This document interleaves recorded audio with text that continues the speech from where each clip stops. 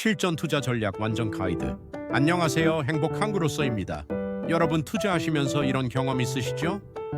이번엔 정말 대박 날 것 같은데 하면서 들어갔는데 결국 물타기만 하다가 손절하게 되고 아니면 조금만 더 기다리면 될 것 같은데 하다가 더 큰 손실 보시고 저도 처음엔 그랬어요.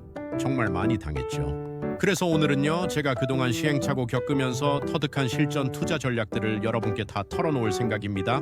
주식부터 시작해서 ETF, 선물, 옵션까지 진짜 실전에서 써먹을 수 있는 이야기들로 가득 채워봤어요.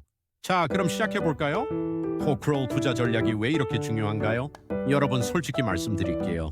주식시장에서 돈 버는 사람은 정말 소수예요. 왜 그럴까요? 대부분이 전략 없이 감정으로만 투자하거든요. 오늘 뉴스 좋네? 사자. 떨어지네? 팔자. 이런 식으로 하면 절대 못 이겨요. 투자 전략이라는 건 결국 뭐냐면요. 시장이라는 정글에서 살아남는 방법이에요. 위험은 관리하고 기회는 놓치지 않는 그런 도구인 거죠. 약 우리 자본 보존이 진짜 이론칙이에요. 여러분 투자에서 가장 중요한 게 뭔지 아세요? 수익률? 아니에요. 바로 내 돈을 지키는 거예요. 왜냐하면요. 아무리 큰 수익을 냈어도 한번 크게 잃으면 원점으로 돌아가거든요. 예를 들어서 100만 원으로 시작해서 200만 원 만들었다가 한 번에 150만 원 잃으면 남는 건 50만 원 뿐이잖아요. 그래서 제가 항상 지키는 원칙 3가지가 있어요. 첫 번째, 손절가를 미리 정해놓기. 이건 절대 양보 안 해요. 두 번째, 레버리지 과도하게 쓰지 말기. 빚나서 투자 절대 안 됩니다. 세 번째, 감정이 아니라 계획대로 하기. 이게 제일 어려워요. 정말로. 이 3가지만 지켜도 여러분 시장에서 살아남을 확률이 확 올라가요. 주식 투자 이렇게 접근해보세요. 주식은 뭐 설명할 필요도 없죠? 개별 회사에 투자해서 돈 버는 가장 기본적인 방법이에요. 근데 주식도 어떻게 접근하느냐에 따라 완전히 달라져요. 가치 투자부터 말씀드릴게요. 이건 쉽게 말해서 싸게 사서 비싸게 파는 거예요. PER이나 PBR 같은 지표들 보면서 이 회사 지금 너무 싸게 나와 있네 하는 걸 찾아서 장기간 들고 있는 거죠. 예를 들어서 배당도 꾸준히 주고 실적도 나쁘지 않은데 주가만 뭔가 낮게 형성되어 있으면 시간이 지나면서 결국 제값 받게 되거든요. 성장 투자는 어떠냐면요. 이건 미래를 보는 거예요. 지금은 비싸 보여도 앞으로 쭉쭉 클 회사에 투자하는 거죠. 요즘으로 치면 AI 관련주들이나 친환경, 바이오 이런 분야들 말이에요. 변동성은 크죠. 하루에도 몇 프로씩 오르락내리락 하거든요. 근데 장기적으로 보면 큰 수익을 기대할 수 있어요. 마지막으로 트레이딩, 단기 매매요. 이건 정말 어려워요. 차트 보면서 이동평균선이니 거래량이니 분석해서 단기간에 수익 내는 건데 성공하려면 진짜 철의 규율이 필요해요. 손절가 정했으면 무조건 지키고 목표가 도달하면 욕심 부리지 말고 파는 거. 이게 말은 쉬운데 실제로 하면 진짜 힘들거든요. 브리아프, ETF 이것만큼 좋은 게 또 있을까요? ETF는 진짜 좋아요. 왜냐하면 분산 투자를 자동으로 해주거든요. 인덱스 ETF부터 보면요. 코스피 T100이나 S&P 500 같은 거 있잖아요. 이거 하나 사면 200개, 500개 회사에 동시에 투자하는 효과가 나와요. 장기적으로 안정적이죠. 섹터 ETF는 어떠냐면 반도체 전체에 투자하고 싶다? 반도체 ETF 하나 사면 돼요. 2차전지, 헬스케어 뭐 이런 식으로 특정 산업에 집중 투자할 수 있거든요. 레버리지 ETF도 있어요. 이건 조심해야 해요. 코스피가 1% 오르면 23% 오르게 만든 건데 반대로 떨어질 때도 23배로 떨어져요. 단기 매매용으로만 쓰세요. 해외 ETF는 정말 편해요. 미국 주식 사고 싶은데 복잡하죠. 미국 ETF 하나 사면 끝이에요. 다만 주의할 점이 있어요. 테마형 ETF들은 유행 타는 것들이 많거든요. 갑자기 핫해졌다가 또 갑자기 식어버리면 여러분도 아시죠? 선물 양날의 검이에요. 선물은 정말 조심해야 해요. 레버리지가 크거든요. 적은 돈으로 큰 거래할 수 있어서 수익도 크지만 손실도 엄청나게 클 수 있어요. 해치 전략이라는 게 있어요. 예를 들어서 삼성전자 주식 가지고 있는데 시장이 떨어질 것 같다? 그럼 코스피 200 선물을 매도 포지션으로 잡는 거예요. 주식은 떨어져도 선물에서 수익이 나니까 손실을 상쇄할 수 있죠. 투기 전략은 말 그대로 방향성 베팅이에요. 올라갈 것 같으면 매수, 떨어질 것 같으면 매도. 간단하죠. 근데 맞추기가 쉽지 않아요. 차익 거래라는 것도 있는데 이건 현물과 선물 가격 차이를 이용하는 거예요. 위험이 상대적으로 낮지만 수익률도 그만큼 낮아요. 선물할 때는 꼭 기억하세요. 증거금 관리 철저히 하고 손절 라인 절대 어기지 마세요. 한 번 잘못되면 정말 큰일 나거든요. 이 6 옵션 이해하면 정말 강력한 무기예요. 옵션은 좀 복잡해요. 근데 이해하고 나면 정말 다양한 전략을 구사할 수 있거든요. 기본적인 거부터 설명드릴게요. 콜 옵션 매수는 주가 오를 때 돈 버는 거고, 풋 옵션 매수는 주가 떨어질 때 돈 버는 거예요. 반대로 콜 매도, 풋 매도도 있는데 이건 좀 더 복잡해요. 복합 전략들도 있어요. 커버드 콜이라는 게 있는데요. 주식 가지고 있으면서 콜 옵션을 파는 거예요. 주식에서 나오는 수익에다가 옵션 프리미엄까지 받으니까 안정적이죠. 스트레들은 콜하고 풋을 동시에 사는 거예요. 방향은 모르겠는데 크게 움직일 것 같을 때 쓰는 전략이에요. 스프레드 전략들은 리스크를 줄이는 방법들이고요. 근데 옵션에서 가장 중요한 게 시간 가치예요. 시간이 지날수록 옵션 가치가 줄어들거든요. 방향을 맞춰도 시간이 부족하면 손실 볼 수 있어요.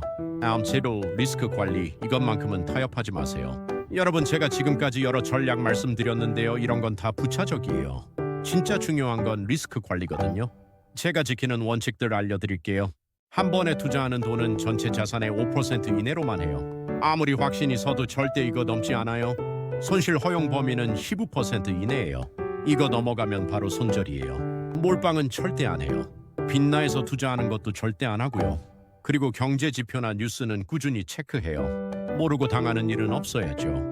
이런 식으로 리스크 관리를 철저히 하면요, 단기적으로 손실이 나도 크게 흔들리지 않아요. 장기적으로 꾸준히 수익을 쌓을 수 있거든요. 야쿠팔, 성공하는 투자자들의 공통점. 제가 지금까지 만나본 성공한 투자자들 보면 공통점이 있어요. 첫 번째, 일관된 원칙이 있어요. 감정에 휩쓸리지 않거든요. 룰을 정해놨으면 그대로 해요. 두 번째, 기록을 남겨요. 매매일지 쓰는 거예요. 왜 샀는지, 왜 팔았는지, 결과는 어땠는지, 이거 하면 자신의 패턴을 알 수 있어요. 세 번째, 계속 공부해요. 시장은 계속 변하거든요. 새로운 걸 배우려고 노력해요. 네 번째, 분산 투자해요. 한 종목이나 한 자산에만 몰빵하지 않아요. 다섯 번째, 항상 최악을 가정해요. 리스크를 먼저 생각하는 거죠. 여러분, 오늘 주식부터 ETF, 선물, 옵션까지 정말 많은 이야기를 했네요. 근데 제가 마지막으로 꼭 말씀드리고 싶은 게 있어요. 시장을 예측하는 사람이 성공하는 게 아니에요. 위험을 잘 관리하고 기회가 왔을 때 놓치지 않는 사람이 성공하는 거거든요. 완벽한 타이밍은 없어요. 완벽한 전략도 없고요. 그냥 꾸준히 원칙 지키면서 하는 거예요. 여러분도 천천히 시작해보세요. 처음엔 작은 금액으로 연습하시고 경험 쌓이면 점점 늘려가시고, 행복한으로서 채널은 앞으로도 이런 실전 투자 이야기들로 계속 찾아뵐게요. 영상이 도움되셨다면 구독 버튼 꾹 눌러주시고요. 좋아요도 부탁드려요. 궁금한 거 있으시면 댓글로 언제든지 물어보세요. 여러분, 오늘도 행복한 투자 되시길 바라고요. 다음 영상에서 또 만나요. 감사합니다. 파생상품 완벽이에 안녕하세요. 행복한으로서 채널입니다. 오늘은 조금은 어렵게 느껴질 수 있는 주제, 바로 파생상품에 대해 깊이 이야기해보려 합니다. 선물, 옵션, 스왑 이름은 들어봤는데 막상 설명하려고 하면 헷갈리죠? 이번 시간에는 파생상품이 무엇인지, 왜 필요한지, 또 실제 투자 전략에선 어떻게 활용되는지 차근차근 정리해드리겠습니다. 이 파생상품이란? 파생상품은 이름 그대로 어떤 자산에서 파생된 금융상품입니다. 주식, 채권, 원유, 금, 환율, 심지어 주가지수 같은 걸 기초자산이라고 부르는데요. 파생상품의 가치는 이 기초자산 가격 변동에 따라 움직입니다. 쉽게 말하면 주식 자체를 사고 파는 게 아니라 그 가격 변동에 대한 계약을 사고 파는 거예요. 예를 들어 한 달 뒤 삼성전자 주식을 7만 원에 사겠다라는 약속, 그게 바로 파생상품입니다. 이 파생상품의 세 가지 기능. 첫 번째는 해지, 즉 위험 회피입니다.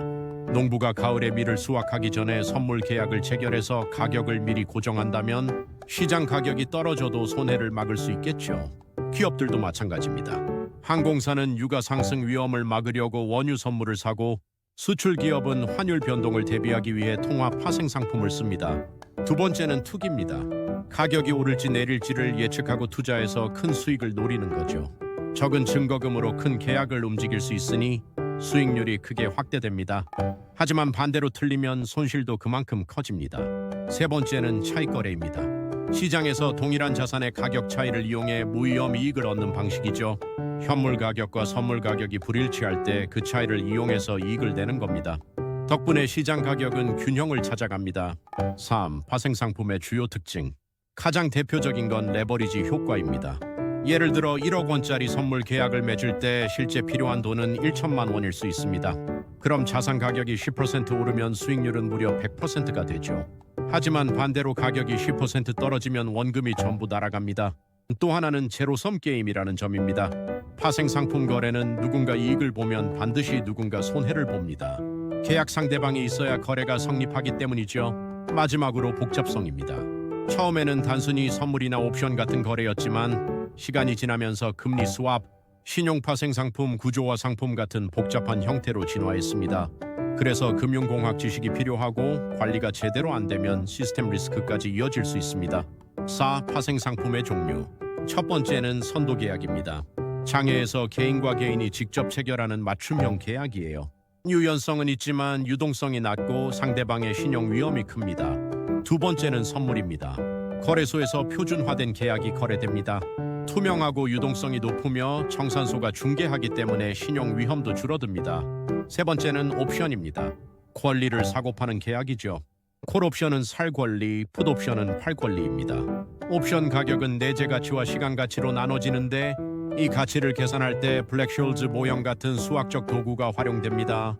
마지막은 스왑입니다. 금리나 통화를 서로 교환하는 계약이에요. 예를 들어 고정금리를 변동금리로 바꾸거나 원화를 달러로 바꾸어 이자와 원금을 교환하는 식입니다. 기업들이 자금 조달 비용을 줄이고 환율 리스크를 관리할 때 많이 씁니다. 5. 파생 상품의 순기능과 역기능. 순기능부터 보죠. 첫째, 위험 관리. 기업이나 투자자가 가격 변동에 대한 불확실성을 줄일 수 있습니다. 둘째, 가격 발견.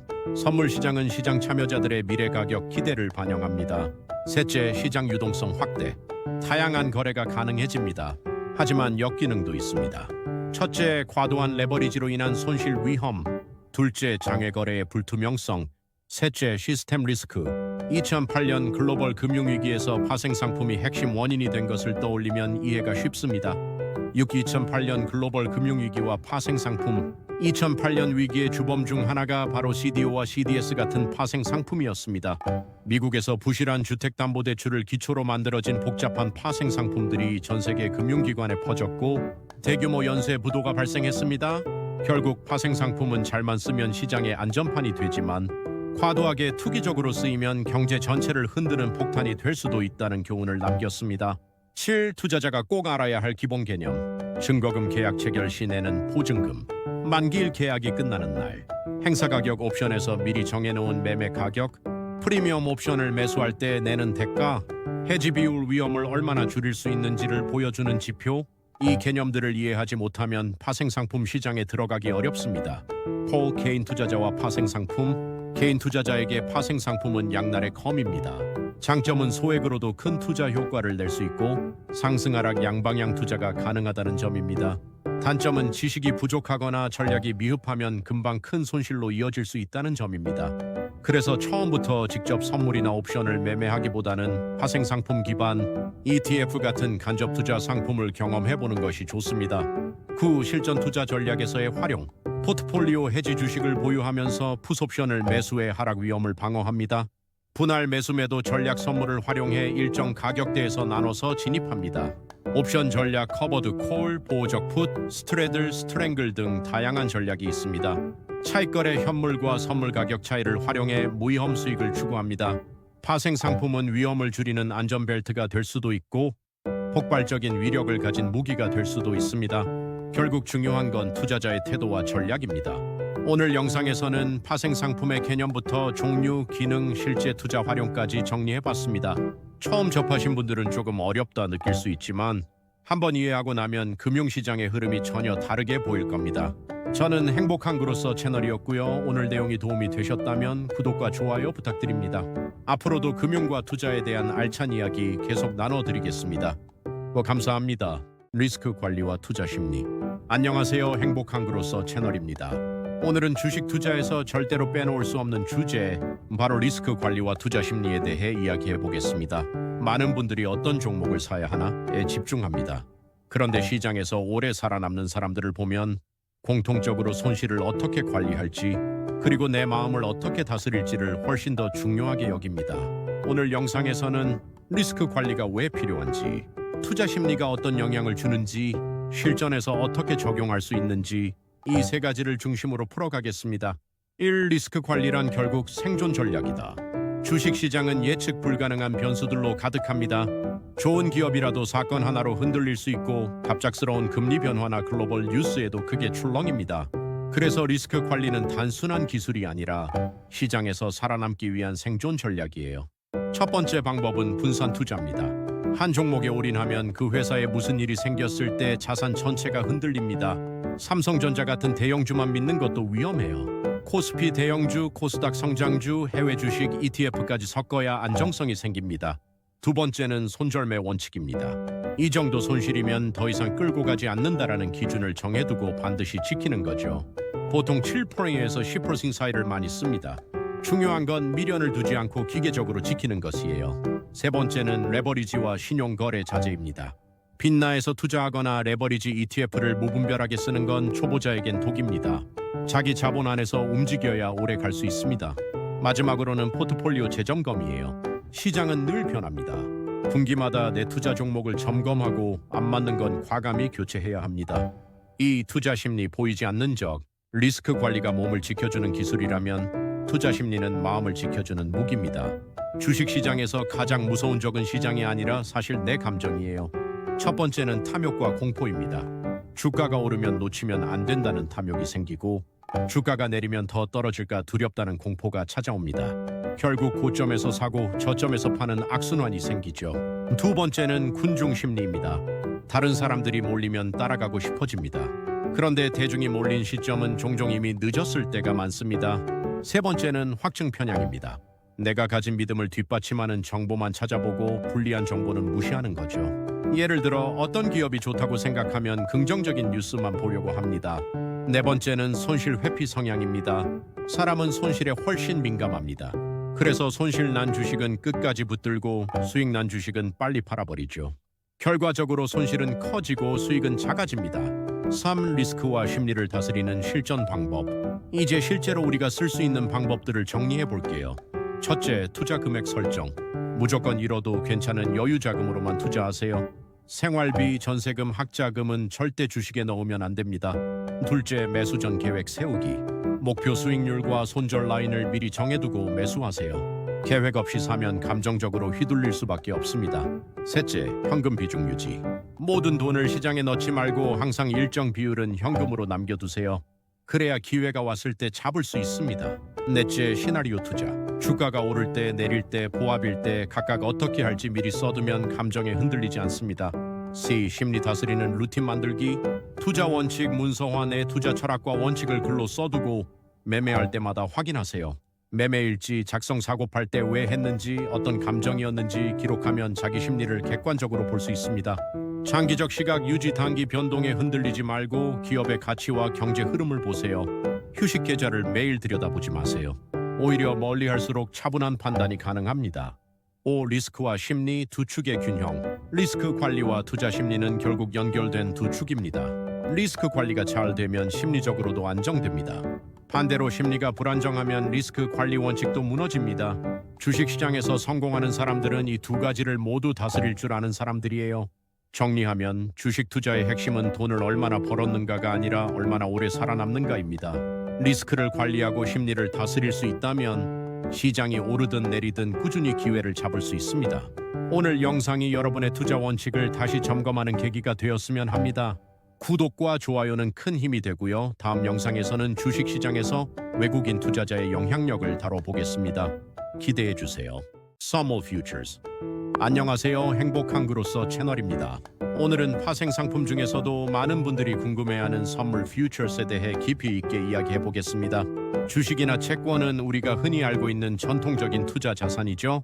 그런데 금융시장에는 그보다 훨씬 더 다양한 도구들이 존재합니다.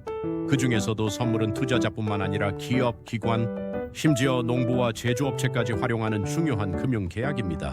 그런데 막상 들어보면 개념이 어렵게 느껴지죠. 오늘은 선물이란 무엇인지, 구조는 어떻게 되어 있는지, 실제로 어떻게 활용되는지, 그리고 투자자들이 조심해야 할 점까지 차근차근 풀어드리겠습니다. 1. 선물이란 무엇인가?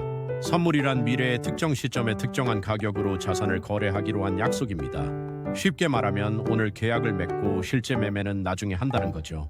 예를 들어 농부가 있습니다. 이 농부는 가을에 밀을 수확할 예정인데 지금은 봄이죠. 그런데 가을에 밀 가격이 떨어질까봐 걱정이 됩니다. 그래서 오늘 제빵 회사와 계약을 맺습니다. 나는 가을에 밀 100톤을 톤당 $200에 팔겠다. 제빵 회사 입장에서는 앞으로 빵을 만들어야 하니까 원재료 가격이 갑자기 오르면 곤란하겠죠. 그래서 이 회사도 오늘 가격을 고정하는 것이 이득입니다.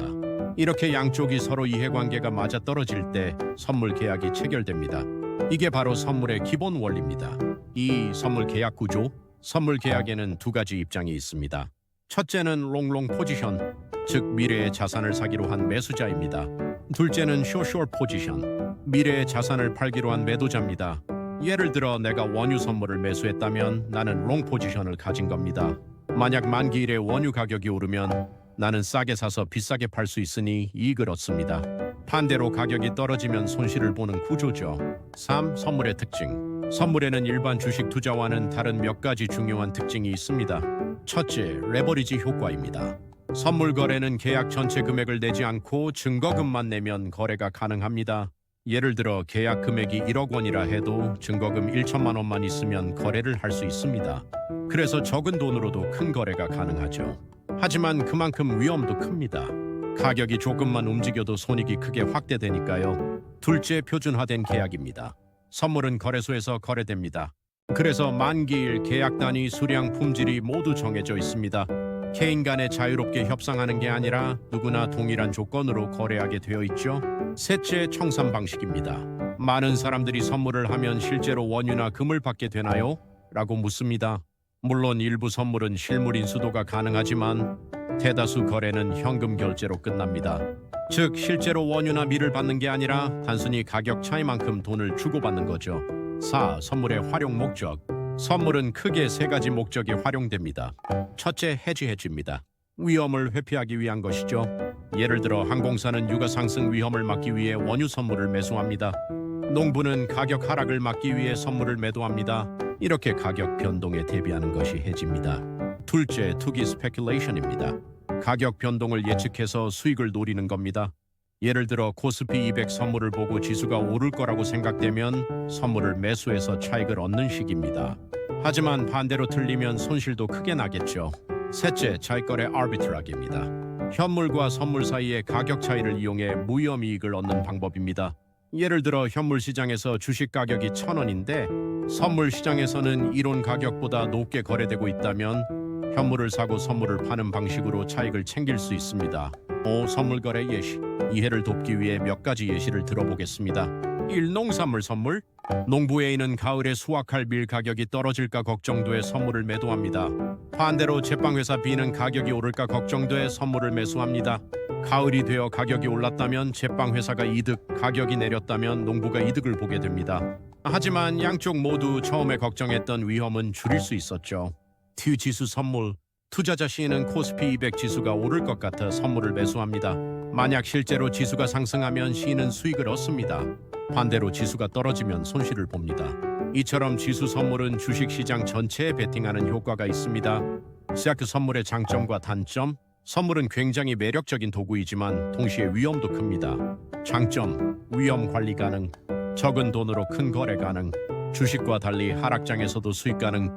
단점, 손실 확대 가능, 만기일이 정해져 있음. 초보자에게는 구조가 복잡하고 위험. 7. 개인 투자자가 조심해야 할 점. 선물은 잘 다루면 든든한 무기지만 무턱대고 들어가면 큰 손실을 볼 수 있습니다. 그래서 몇 가지 주의점이 있습니다. 첫째, 증거금 관리입니다. 선물은 마진콜 제도가 있습니다. 만약 손실이 커져서 증거금이 부족해지면 추가로 돈을 넣어야 합니다. 그렇지 않으면 강제 청산될 수 있습니다. 둘째, 손절 기준 설정입니다. 선물은 변동성이 크기 때문에 무조건 손절선을 정해두고 지켜야 합니다. 셋째, 소액 연습입니다. 처음에는 모의 투자나 소액 투자로 구조를 익히는 것이 안전합니다. 8. 실전 전략. 선물은 단순히 투기용이 아니라 전략적으로 활용할 수 있습니다. 포트폴리오 해지. 내가 보유한 주식이 있는데 시장이 하락할까 걱정된다면 선물 매도로 위험을 줄일 수 있습니다. 분할 매수 매도 전략. 일정한 가격 구간마다 나눠서 진입하면 리스크가 줄어듭니다. 차익거래 현물과 선물 가격 차이를 이용하는 전략으로 기관 투자자들이 많이 씁니다. 정리. 오늘은 선물에 대해 깊이 있게 알아봤습니다. 선물은 단순히 투기적 수단이 아니라 위험 관리와 전략적 투자 도구로도 활용할 수 있습니다. 하지만 그만큼 위험이 크기 때문에 반드시 원리를 이해하고 리스크 관리에 신경 쓰셔야 합니다. 행복한 그로서 채널에서는 앞으로도 금융과 투자에 관한 깊이 있는 이야기를 계속 나누겠습니다. 구독과 좋아요 눌러주시면 큰 힘이 됩니다. 감사합니다. 바로 옵션. 안녕하세요. 행복한 그로서 채널입니다. 오늘은 많은 분들이 어렵게 느끼는 파생 상품 중 하나, 바로 옵션에 대해 자세히 이야기 나눠보겠습니다. 주식은 사면 되고 ETF도 이해하기 쉬운데 파생 상품으로 넘어가면 헷갈린다는 분들 정말 많으시죠? 특히 옵션은 도박 아니냐, 너무 위험하다는 이미지가 있는데요. 사실 옵션은 제대로 이해하고 전략적으로 사용하면 위험을 줄이는 도구가 될 수도 있습니다. 오늘 영상에서는 옵션의 기본 개념부터 콜옵션과 풋옵션의 차이, 옵션 가격을 결정하는 요인, 대표적인 투자 전략, 그리고 초보 투자자가 꼭 알아야 할 주의점까지 차근차근 정리해 드리겠습니다. 끝까지 보시면 옵션이 이런 거였구나 하고 머릿속에 정리가 되실 거예요. 1. 옵션이란 무엇인가? 먼저 옵션이 뭔지부터 정리해 볼까요? 옵션은 영어 그대로 선택권이라는 뜻입니다. 금융에서 옵션이란 미래의 특정 시점에 특정 가격으로 자산을 매수하거나 매도할 수 있는 권리를 말합니다. 중요한 포인트는 권리이지 의무는 아니다라는 거예요. 즉, 옵션을 산 사람은 원하면 권리를 행사할 수 있고 손해가 될 것 같으면 행사하지 않아도 됩니다. 반대로 옵션을 판 사람, 즉 매도자는 상대방이 권리를 행사하면 무조건 응해야 합니다. 옵션의 기초자산은 주식일 수도 있고 지수, ETF, 원자재, 환율까지 다양합니다. 그래서 옵션은 글로벌 금융시장에서 리스크 관리와 투자의 핵심 도구로 쓰이고 있죠. 코어 옵션의 기본 특징, 옵션을 이해할 때 꼭 알아야 할 특징 몇 가지가 있습니다. 첫째, 권리와 의무의 차이입니다. 매수자, 즉 옵션을 사는 사람은 권리를 갖습니다. 매도자, 즉 옵션을 파는 사람은 의무를 집니다. 둘째, 프리미엄이라는 비용이 있습니다. 옵션을 사려면 매수자는 권리의 대가로 프리미엄을 지불해야 하고 매도자는 그걸 받는 대신 의무를 지는 거죠. 셋째, 만기일 expiration date에 있습니다. 옵션은 유효 기간이 정해져 있고 만기가 지나면 그냥 종이 조각이 됩니다. 그래서 옵션은 시간과의 싸움이라는 말도 있어요. 넷째, 레버리지 효과입니다. 작은 돈으로 큰 수익을 노릴 수 있습니다. 예를 들어 삼성전자 주식을 직접 사려면 큰 돈이 들어가지만 옵션을 사면 적은 금액으로 큰 움직임을 가져갈 수 있죠. 다만 실패하면 투자금 전액을 잃을 수도 있습니다. 3. 콜옵션 콜과 풋옵션 풋. 이제 옵션을 크게 두 가지로 나눠볼게요. 바로 콜옵션 콜과 풋옵션 풋입니다. 먼저 콜옵션 콜 옵션. 콜옵션은 살 수 있는 권리예요. 즉 미래의 특정 가격으로 자산을 매수할 수 있는 권리죠. 예를 들어 지금 삼성전자 주가가 7만 원인데 한 달 뒤 7만 원에 살 수 있는 콜옵션을 매수했다고 해봅시다. 만약 한 달 뒤 주가가 8만 원이 되면 시장에서 8만 원을 주고 살 필요 없이 7만 원에 살 수 있으니까 1만 원 이익을 보는 거죠. 반대로 풋옵션, 풋옵션은 팔 수 있는 권리입니다. 지금 삼성전자 주가가 7만 원인데 한 달 뒤 7만 원에 팔 수 있는 풋옵션을 샀다고 해보죠. 그런데 한 달 뒤 주가가 6만 원으로 떨어지면 시장에서 6만 원에 파는 대신 7만 원에 팔 수 있으니까 역시 이익을 얻게 됩니다. 정리하면 콜옵션은 주가 상승에 베팅하는 도구, 풋옵션은 주가 하락에 베팅하는 도구, 이렇게 이해하면 훨씬 쉽습니다. 4. 옵션 프리미엄, 즉 가격은 어떻게 결정될까? 옵션을 사려면 비용을 내야 한다고 말씀드렸죠? 이걸 프리미엄이라고 부릅니다. 그런데 이 프리미엄은 어떻게 정해질까요? 단순히 주가와 행사 가격 차이로만 정해지지 않습니다. 프리미엄을 결정하는 요인은 크게 5가지가 있어요. 기초자산 가격. 기초자산이 오르면 콜옵션은 비싸지고 풋옵션은 싸집니다. 행사 가격 스트라이크 프라이스. 현재 가격과 행사 가격 차이에 따라 가치가 달라집니다. 남은 만기 시간. 시간이 길수록 옵션 가치는 높습니다. 변동성 volatility. 변동성이 크면 프리미엄이 더 높습니다. 즉 주가가 크게 출렁일수록 옵션 가격은 비싸진다는 거죠. 이자율과 배당 금융 환경도 영향을 줍니다. 특히 변동성은 옵션 가격에 가장 큰 영향을 미칩니다. 변동성이 크면 옵션은 더 비싸지고 작으면 저렴해져요. 그래서 옵션 트레이더들은 늘 변동성을 체크합니다. 5. 옵션 투자 전략. 옵션은 단순히 오를까 내릴까 맞추는 게 아닙니다. 훨씬 다양한 전략에 활용됩니다. 대표적인 몇 가지를 소개할게요. 첫째, 해징 전략입니다. 예를 들어 삼성전자 주식을 보유하고 있는데 단기적으로 주가가 떨어질까 걱정된다면 풋옵션을 매수해 둡니다. 실제 주가가 내려가도 풋옵션에서 이익을 보면서 손실을 줄일 수 있죠. 보험 같은 개념이라고 보시면 됩니다. 둘째, 레버리지 투자입니다. 콜옵션을 소액으로 매수해서 큰 상승을 노리는 전략입니다. 하지만 실패하면 투자금 전액을 잃을 수 있다는 걸 꼭 기억해야 합니다. 셋째, 커버드 콜 커버드 콜 전략입니다. 이미 주식을 보유한 상태에서 콜옵션을 매도하는 방식이에요. 주식에서 배당처럼 꾸준히 옵션 프리미엄을 수익으로 얻을 수 있는 전략이라 안정적인 수익을 원하는 투자자들이 많이 씁니다. 넷째, 스트레들 스트라도 앤 스트랭글 스트랭글 전략입니다.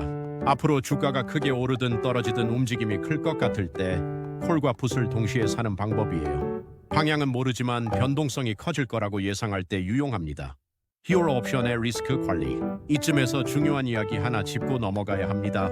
옵션은 기회가 큰 만큼 리스크도 큽니다. 옵션 매수자의 경우 투자금 전액 손실이 가능해요.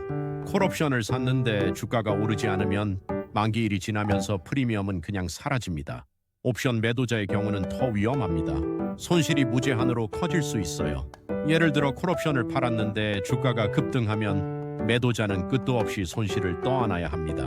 그래서 옵션 매도는 경험 많은 투자자가 아니면 절대 쉽게 접근하면 안 됩니다. 또한 시간 가치 감소 타임 디케이도 큰 리스크입니다. 시간이 흐를수록 옵션의 가치는 줄어들어요.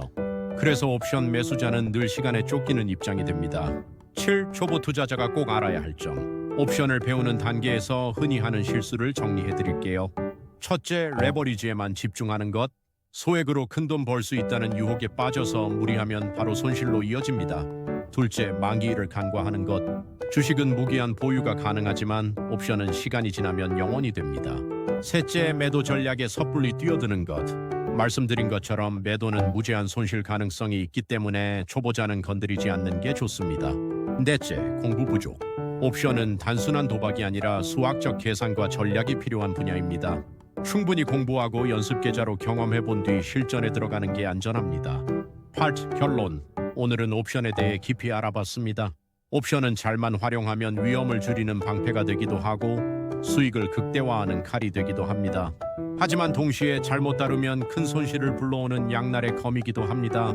따라서 옵션 투자를 시작하실 때는 레버리지로 한 방에라는 생각보다는 리스크를 어떻게 관리할까에 더 초점을 맞추시길 권합니다.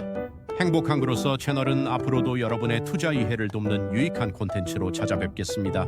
도움이 되셨다면 구독과 좋아요 부탁드리고요. 궁금한 점이나 더 알고 싶은 내용은 댓글로 남겨주세요. 감사합니다.